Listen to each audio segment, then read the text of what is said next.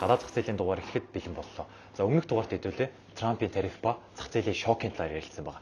За өнөөдрийн дугаард үүний 2 дугаар хэсэг буюу үргэлжлэлийг нь хүргэнэ. Яагаад гэвэл яг одоо олон улсын хөрөнгөний зах зээл, Америкийн зах зээл түүхэнд байхгүйгээр за магадгүй 10-20 жил тохиолж байгаагүйгээр дээш доош хэмжээний савлж байна. Засгийн газрын бондууд, компани бонд, хувьцааны уналт, мөн түүх хийдүүдийн хүү, долларын ашигч гэсэн. Тэгэхээр бид нар ийм цавлгаатай эзэгтэй цаг үед бол яг одоогийн эдийн засгийн орчин, зах зээлийн орчноо зөв тодорхойлоод анализа хийн, цаашдын хөрөнгө оруулалтын стратеги зөв тодорхойлохгүй бол бидний хэмжээний алдагт хүлээж болзошгүй байгаа даа. Мөн эдгээр уналтууд нь нөгөө талдаа бидэрт хэмжээний боломжийг авчирж байгаа гэдгийг ерхэд нь бол ярилцсанаа. За өнөөдрийн слайдын агуулгын хувьд бол ерхэд бол ягаад Америк $10 хаш дэлхийн томоохон валют эдийн засаг унаад байна. Мөн Америкийн засгийн газрын бондын үнийн одоо түүхэнд байхгүй уналтууд буюу өвөөжийн өснө. Өвөөж нь яагаад гэсэн үг юм. За үргэлжлүүлээд дэлхийн аж үйлдвэрийн түүхийд орц материал болох газрын тус зэсийн үнийн уналт нь цаашдын Америкийн болон макро эдийн засгийн төлөв байдлыг юу гэж тодорхойлж байна. За ерөнхийдөө бол энэ хувьцааны богино хугацааны уналтыг хэдүүлээ том зургаар нараад илүү боломжлаас нь хараад үзвэл Америкийн ер нь S&P 500-ийн сүүлийн 30 жилийн гүйцэтгэл нь хэр зэрэг өссөн, ямар дүр зурагтай байдаг, ямар шалтгаанаас ундаг, цаашдын үлээлт ямар байгааг нь яриад та бүхэнд тухай бүтэн зөвлөмж мэдээллийг хүргэж явнаа. За өнгөрсөн 7 хоногт үндсэндээ Америкийн хөрөнгөний зах зээл дээр нэг сонирхолтой зүйл тогтол болсон. За тэр бол трипл уналт буюу гурвалсан уналт явсан байгаа. Америкийн засгийн газрын бондуудын үн унсан хэмжээгээр. За нөгөө талд хувьцааны индекс бүхэлдээ хувьцаа нь өөрсдөө унсан. За гуравт нь болохоор Америкийн үндэсний валют буюу одоо дэлхийн худалдааны гол стандарт тогтоодог валют болох $10 ихээхэн унсан байгаа. Буюу гурвалсан уналт гэсэн. За үүнийг хэдлээл тайлбарлацгаая.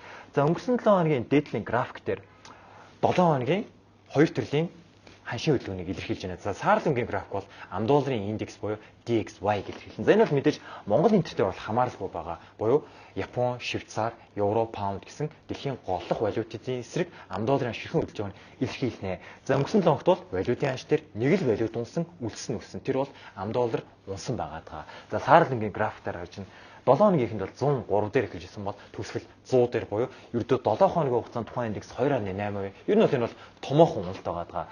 За нөгөө талд хөхөнгийн график дээр Америкийн засгийн газрын бондын өгөөжийг нь илэрхийлж байна буюу ер нь бол Америк бонд зэрэг өндөр хүчтэй улсуудад тухайн улсын засгийн газрын урт хугацаат одоо бондын өгөөж нь ийгт нь өөрөө тэр улсынхаа урт хугацааны хүүн болоод урт хугацааны хүүний бенчмарк нь болж идэг ба. Тэгэхээр энэ өгөөж дээр дөрөөлөөд Америкийн моргежийн хүү, Орос улсны зээл, урт хугацаат зээлийн хүүнд өөрөө стандарт одоо суурь хүн бол болж идэг ба, бенчмарк нь болж идэг байна. Тэгэхээр юу гэдгийг ингэж ойлгох юм шүү дээ. Хэрвээ та гадаад ярилцлаганд ордог бол Америкийн энэ урт хугацааны хүү буюу 10 жилийн хугацаанд засгийн газрын бондын өгөөжийг хэдүүлээ мөн чанарыг нь бол заавал ойлгож байгаа хэрэгтэй. Яг бол энэ ирээдүйн маш олон зүйлийн төлөв байдлыг нь илэрхийлж тусгаланд болж идэг. За би танд хэлэхэд ер нь бол одоо энэ засгийн газрын бондын өгөөж юу илэрхийлдэг гэвэл ерөөсөө Америкийн цаашдын хугацааны эдийн засгийн өсөлт за үүнийг дагалдах юмны үнийн өсөлт буюу инфляцийн өсөлт. За энэ хоёр дээр дөрвөлөөд төв банкныхын зүгээс барих мөнгөний болтгын станс нюансыг нь илэрхийлж идэм аа. Буюу ирээдүйд эдийн засаг өснө, хүү өснө гэж бодож ивэл бодлогын хүү дагаад өснө гэж бодож ивэл энэ бондын ийд нь өсч идэг. Урт хугацааны хүү бол өсч идэг баг. За ирээдүйд эдийн засгийн өсөлт тааруу сөрөг гэж харж ивэл унжидэг гэж бол ойлгож болно. За үргэлжлүүлээд дээрээ.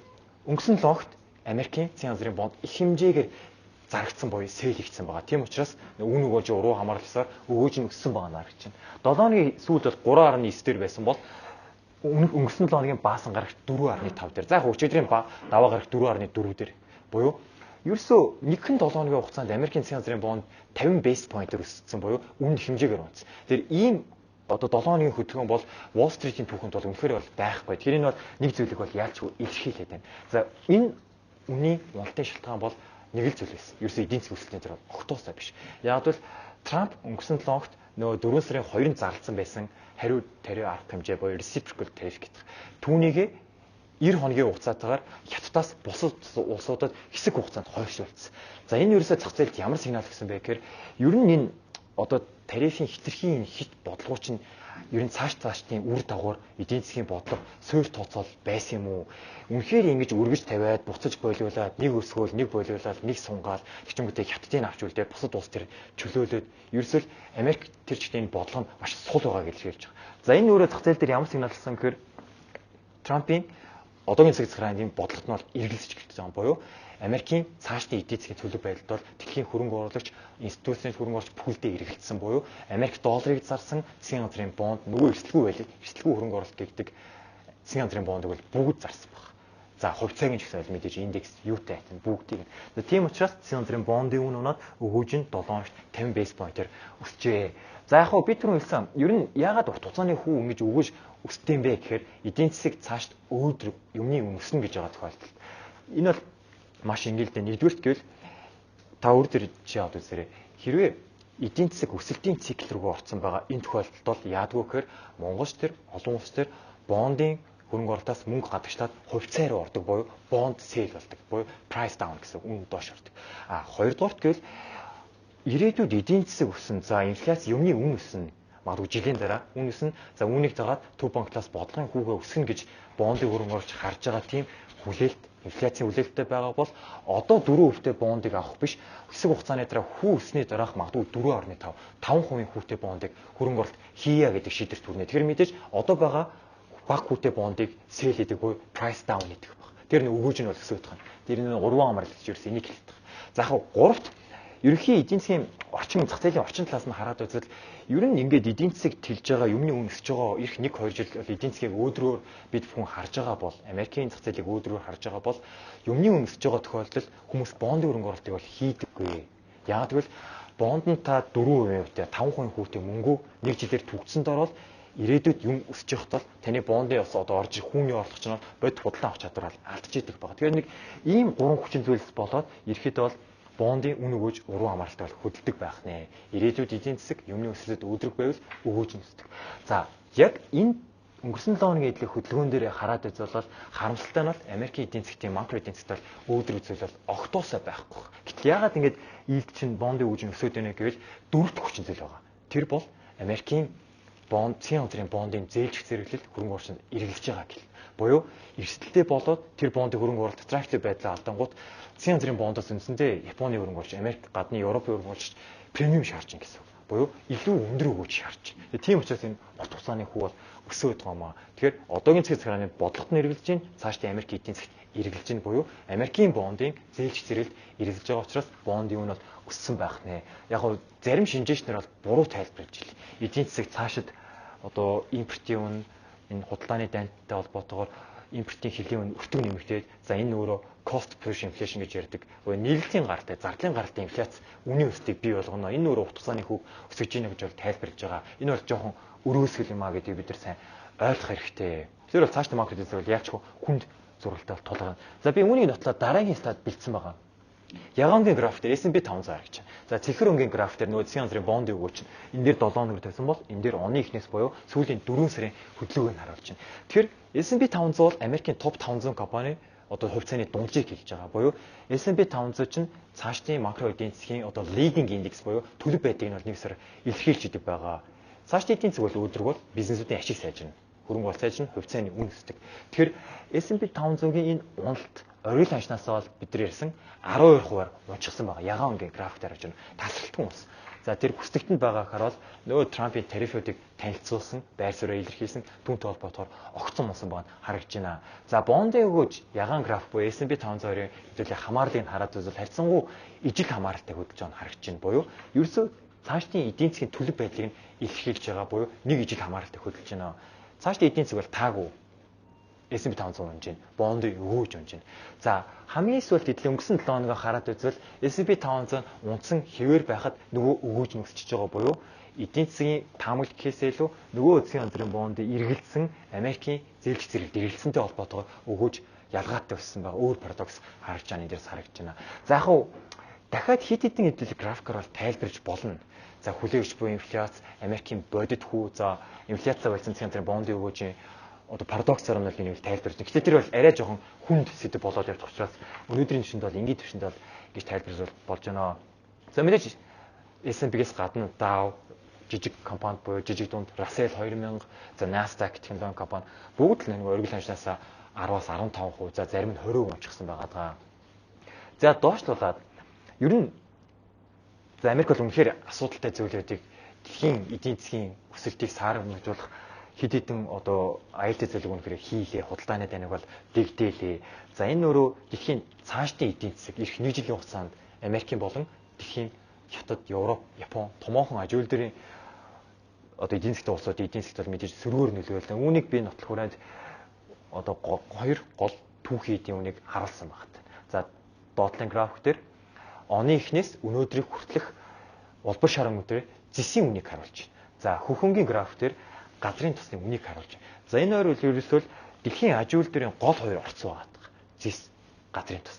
Ерөөсөө аж үйлдвэр эдийн засгийн идэвхжил худалдаа тээвэр яаж явах вэ гэхээр тэр чигтийг эрчим хүч энерги дээр бий бол. Тэрээс газрын тосны үн бол үнийг бол тодорхойлж идэггүй. За мэдээж барилга, үйлдвэрлэл, зэс, цахилгаан машин, төмөр, дэд үтс бүх зүйлд зэс ашиглагдана. Тэрөөсөө эдийн засгт юу ярьдаг вэ гэхээр одоо доктор корпорал гэж ярьдаг буюу зэс эмч гэж байгаа. Цаашд эдийн засгийн төлөв байдлыг өөрөө хүний ашиг илтгэж идэг. За тэгэхээр ирээдүйн сөрөг бол мэдээж энэ хоёрын үн бол манайхад ойлгомжтой. Эдлээ газрын цэсээр хаад үзвэл оны ихэнд бол нэг баррел газрын цэс бол $72.5 байсан. Тэр нь бол мэдээж олон улсын бенчмарк WTI байгаа. Texas дээрх, Америкийн бирж дээрх. За улбар шарангийн юу бол Америкийн ер нь олон улсын социал дээрх товарын бирж дээрх зэсийн үн байгаа. За бид нар бол голдуу Лондонгийн зэсийн үнээр бол жишээг авдаг нэг $10,000, $9,000 гэдэг. За ингээд харуул ерөөсө Трамп тарифа тогтоосоос хойш шийдвэрүүд нь гарсаас хойш энэ хоёр түүхий эдийн үн маань огцон мунсан байгаа нь харагдаж байна. Тэр нь газрын цэсний үн бол энэ оны үеийн оргил үеийн хашнаас бол 21% унчихсан. Буюу өнөөдрийн байдлаар $61 дээр нэг баррел нь эргэлдэж байна. Буюу ер нь газрын цэсний үн сүүлийн 5 хүн харж байгаа жилээр нь хараад байвал $65 бол доош унаадаггүй. Буюу 65 нь өөрөө спорт лайн болж идэг баа. Тэгэхээр 65 эслээд доош орж ийн гэдэг маань ерөөсө эдийн засгийн цаашдын үйлдэлд үнэхээр таагүй байгаа нь бол тайлбарлаж болохоор байна. За зэсийн үн гэсэн ялгаа яг ижлэхүү хөдөлж байгаа. За тэр бол ялчгүй бол их 1 жилийн хугацаанд бол бид нар Америк дэлхийн макро эдийн засаг, Хятадын макро эдийн засаг дээр энэ тарифа одоо үнэхээр өөрчлөөгүй цагт бол бид нар хэд хэдэн таагүй үзүүлэлт эдийн засгийн одоо сөрөг өсөлтүүд агшилтай нүүр тулах нь бол ойлгомжтой болох нь. За Монголын эдийн засаг бол мэдээж шууд цохилт бол авахгүй ч Хятадаар дамжаад дан байдлаар бол нөлөөлөг бол бид нар бол авнаа. За цаашлуулаад хувьцаанууд бол мэдээж бас нөгөө алдарт гайхамшигт болоо. Nvidia 3-1 алдсан. За алдарт Tesla ч зах зээлийн үлгээгээ талын хайлт алдчихсан. Тэр ер нь иймэрхүү том уналтууд Америкийн топ 500 компани S&P 500-гийн уналт чинь ерөөсөө нэг талаараа боломж өгдөг би бол дараагийн граф дээр харуулъя.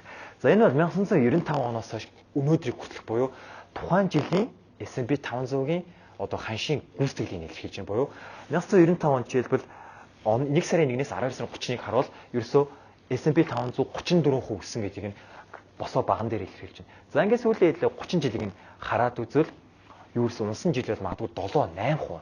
За дийлнэх хугацаанд нь буюу одоо 22 жилд нь S&P 500 өссөн байгаа нь бол харагдаж байна. За нэг дунджаар жилийн нэг дунж нь бол 9.8-тэй 10% жилд өсдөг байна.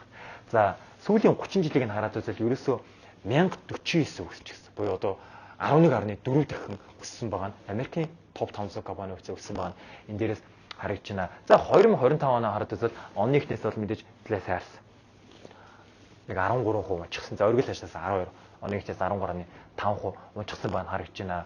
За энэ уналтын дараа бол мэдээж өсөлтүүд бол байгаа. За би шуутгаа хэлэхэд бол ер нь Америкийн S&P 500 бол ерөөсөө дэлхийд нийт 30 их найдын ДМБ-тэй дэлхийн хамгийн том эдийн засаг гол одоо $1 дэлхийн голлох валют болдог. Тэгэхээр топ улсын топ 500 компани хэлж байгаа. За энэ 500 бол бидний өдөр тутамд ашигладаг компани.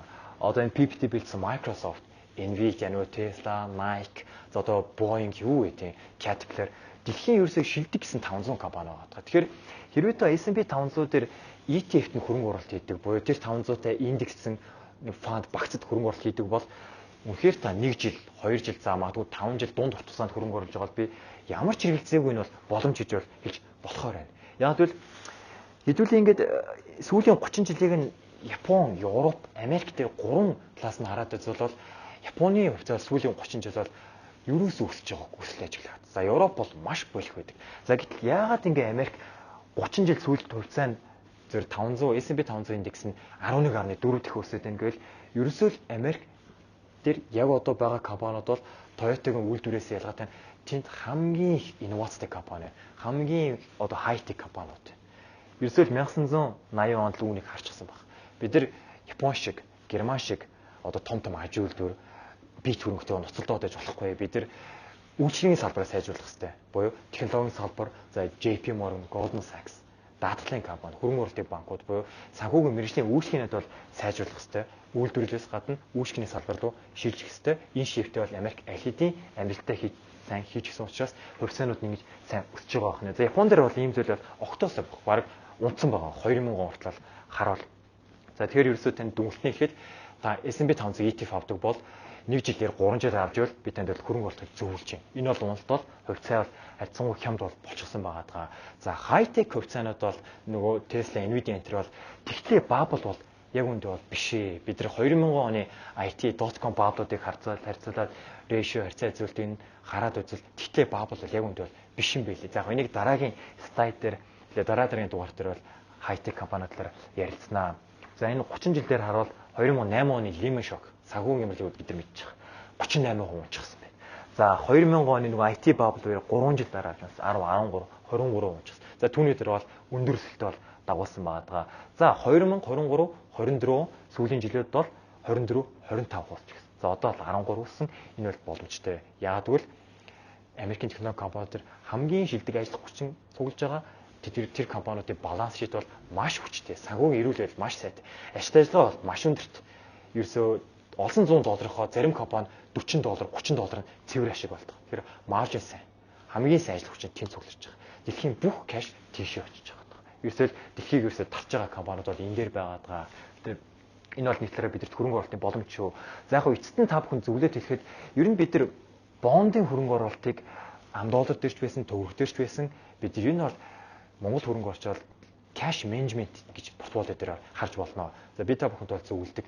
Та бондын багц дээрээ 100%-ийнхаа дор хаяж 30-40% нь $10 бонд төр хөрөнгө оруулахыг зөвлөдөг. Монголын засгийн газрын бонд бол өчнөө төрлөө 2026 онд хугацаанд дуусах бонд ч байна, 2031 оны бонд ч байна. За голомтын зээлч зэрэг маш сайтай. Санхүү нь маш сайн ирвэл сайн бонд яг одоо 11% өгөөжтэй харьцангуй өндөр өгөөжтэй бол зарагцаар байгаа. Тэгэхээр та иймэрхүү хямралын үед бол бондын хөрөнгө оруулалт мэдээж бол сайн хөрөнгө оруулалт болдгоо. За тэр тохиолдолд та заавал 2-3 жилээр аваадах шаардлагагүй.